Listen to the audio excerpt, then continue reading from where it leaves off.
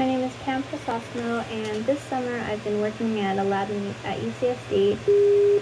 Hi, my name is Pam Chrysostomou, and this summer I've been working in a lab at USD. And my job has been to I'm a double major at put aside, I hope to be at this point. inoculate And inductions. so I'm majoring in bio, and eventually I want to I'm go to majoring med in school, bio, so and eventually I want to go to med school. Seemed like a pretty good idea. So, and I've actually learned a phenomenal amount. Working in a lab, came into the lab I've actually learned a knowing phenomenal nothing about amount. molecular bio, and now I came into this knowing nothing about molecular bio, so and my job is to it's been incredible. make DNA basically, and in order to make So my job is to make DNA basically, and in order to do this, I have to do two major steps. The first major step is growing up the buds, and the second step is going through a process basically that breaks down the buds, which breaks down the cell walls, removes isolate the DNA from that. removes something and isolates the DNA afterwards. How to start a culture. So I'm going to describe how to start a culture of DNA, and that's called inoculation. The first thing I need to do is I need to figure out The first thing you need to do is figure out what number the plasmid is. Today my boss told me, for example, that I had to make a culture of NCV and B71 tomorrow, so I had to do it overnight. So I go over the catalogs of DNA, and the number for NCMV B71 is number 32.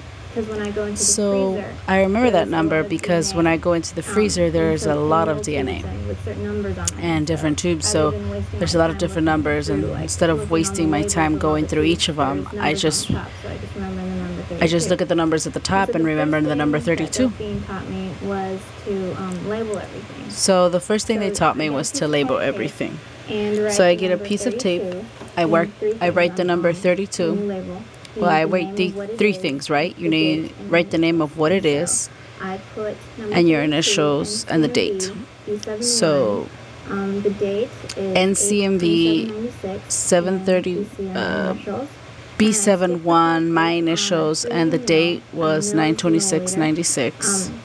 And actually, I get a 10 mil culture tube, and I'll put 3 so mils I got a into it. 10 mils of culture tubes, and I put 3 LBs for which the media in which in it. The bacteria grow, the buds grow. So this is the median where the buds grow. So I got 3 mils of LB into the culture tube. In order to aliquot that amount, And in order to aliquot that amount, we use a tool called the pipette A.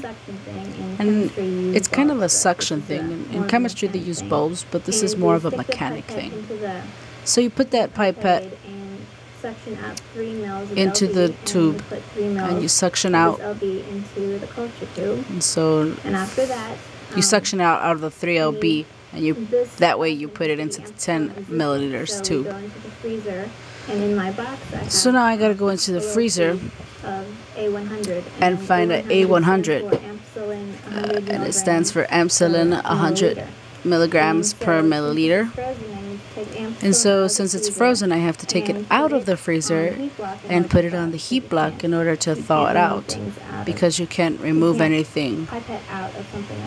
Well, you can't pipe anything out of something that's frozen, so you put it on the heating block, and once it's thawed, I use this thing that's called the pipette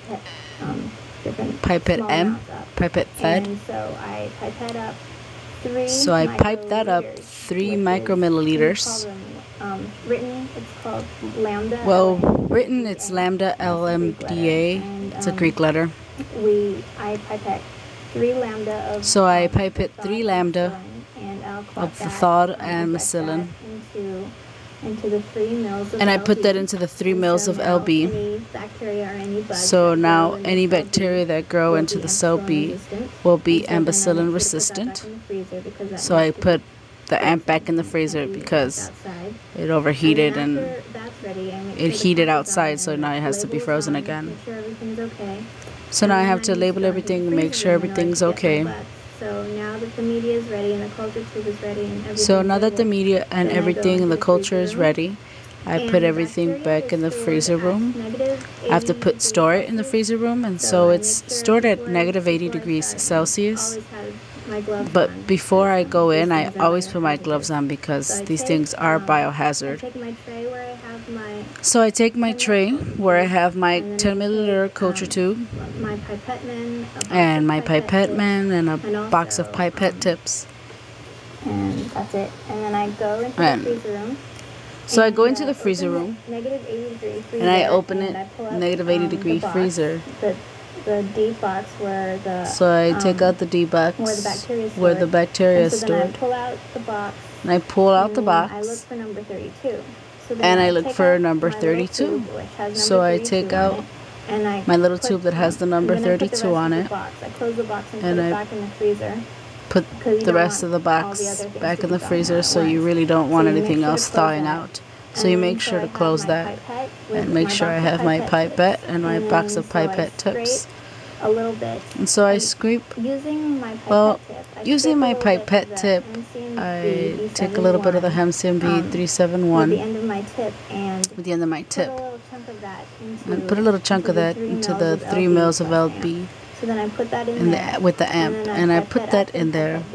So I pipe it up and I pipe it down to remove anything that might be stuck in the pipette. If the glycerol stock has been, if the glycerol is too frozen and you can't isolate a chunk, then you take out some of the LB, pipe that up, and squirt some of that LB of room temperature in order to soften it, so you have the slushy mush. And then you can into the other tube to kind of slush it up, and so that way you can remove some of the bacteria, because now it's kind of slushy. It's warmed up a little bit. You scrape a little bit and put it into. So you scrape a little bit of that and you put it into the LBM. Twist the cover back on. And you twist the cover back on and you put it back in the negative 80-degree freezer. Maybe chilled a little bit. Gotten maybe a little bit warmer, so then you put it back, make sure nothing else is thawed. Because it's gotten a little warmer, so you make sure nothing else is thawed and you put it back in the freezer. So you have that in a solution, the buds, and you make sure to dispose of your pipettes because they're biohazard waste.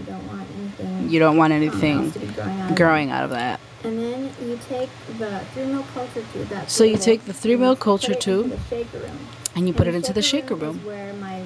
And the shaker room is where your buds are growing overnight. But when you're doing a small culture, you need to turn down the shaker so that it's not turning so fast.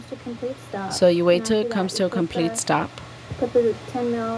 You put the 10 mil culture tube on the shaker and you turn it up and you close the door, and that's kept at 37 degrees, and you want to make sure that the shaker comes on again, because a lot of other people have other cultures growing on there. So once that's done, you let it incubate about 6 to 7 hours. And after that, you need to inoculate a big culture. And right before you leave, you take the small culture of the 3 mils.